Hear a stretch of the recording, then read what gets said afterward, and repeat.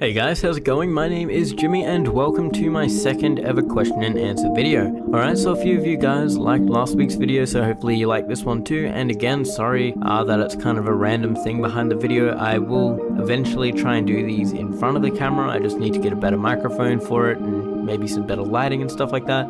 But for now, I don't really have all the equipment necessary to do that. So yeah, let's get into the questions. The first question comes from Roll2011 and he wants to know how I got started in photography. Now, I briefly went over something similar to this last week. However, photography I specifically got into through visual effects. So after I got into After Effects and started making intros, I wanted to film my own footage and start doing some compositing over the top of that.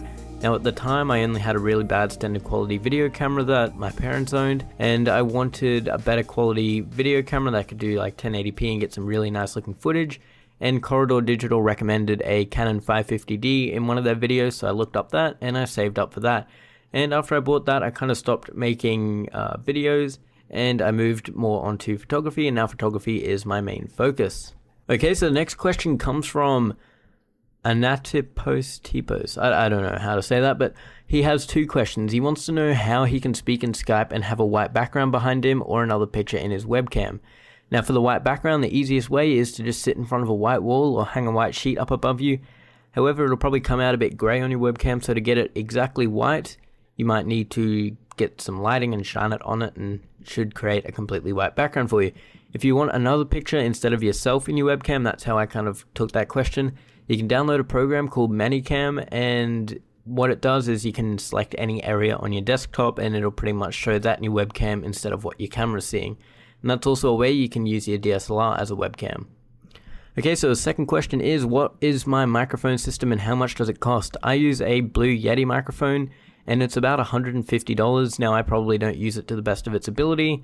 I don't really know much about sound or anything like that, so if you want to know how good the microphone is, you're best off looking up a sound test from someone who knows exactly how to set it up properly and how to get the best quality out of it. Okay, so the next question comes from Magic Pacer and he wants to know if I've ever used Fruity Loops, Cubase, Ableton or Logic. Now I've only ever heard of Fruity Loops, which is a music making program. I'm guessing the rest of them maybe are then, and I've only ever used Fruity Loops twice. I tried to get into making music twice now, however I can't really get the hang of it, so I don't really know anything about the program. And as mentioned, I've never used the other three since I've never heard of them. Okay, so the next question, but not really a question, comes from Kato or Cat0H, and he wants CSGO tutorials or a smoothing tutorial for CSS or CSGO. Now I already have a tutorial for smoothing in Counter-Strike Source, so do a quick search on my channel and you will find that. As for CSGO, I do have it. I'm not the biggest fan of it. I don't find it as fun as CSS.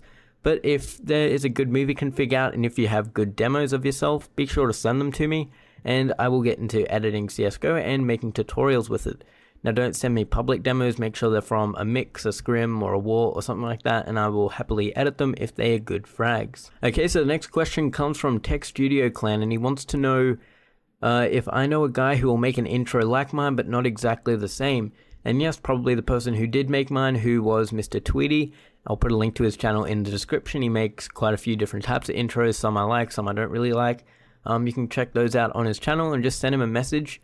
They're not too cheap, I'll give you a warning now, but you get what you pay for, I guess. I'm completely happy with my intro. Another person who I know makes pretty good 3D intros is Sparkles Productions, so I'll put a link to his channel as well in the description and check out and send a message to both of those guys. Okay, so the next two questions come from APH Film, and the first one is, where on earth do I live? And I live in Queensland, Australia, as I said in last week's video. And the second question is, why don't I make short films, features, or edits anymore? They were really good. For edits, if you mean like gaming edits and Counter-Strike Source edits, the reason I don't really make that is I don't really have enough time or motivation. A lot of people kind of started preferring that dubstep edit that Enigma does and all these other people, and I honestly can't stand that style. I prefer actually seeing the gameplay, and I think that style just ruins it. So I do a more old school edit with barely any effects and stuff like that, and a lot of people kind of just call my edits crap because of that. A lot of people still did like them. However, it just takes a really long time to record the clips, go through the demos, start editing and all of that. It's just a pretty long process if you're not completely motivated. It's easy to just start something and never finish it, which is what happened with my Infusion 3 movie.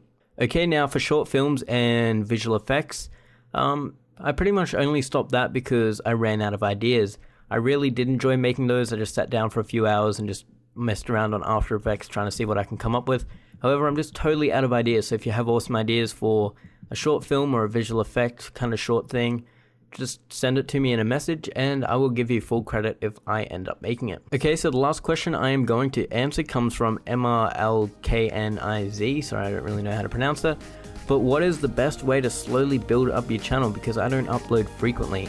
Now I did a whole video on how to improve your channel last week or the week before, so I'll put a link on the screen or in the description to that and make sure you check that video out.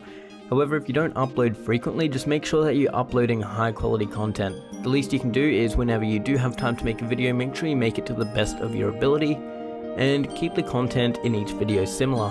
That way, if anyone does subscribe to you, they're going to subscribe to that one thing and everyone's going to keep, being happy. Again, check out the video I made. I go over a few different factors you can try and do to help build up your channel.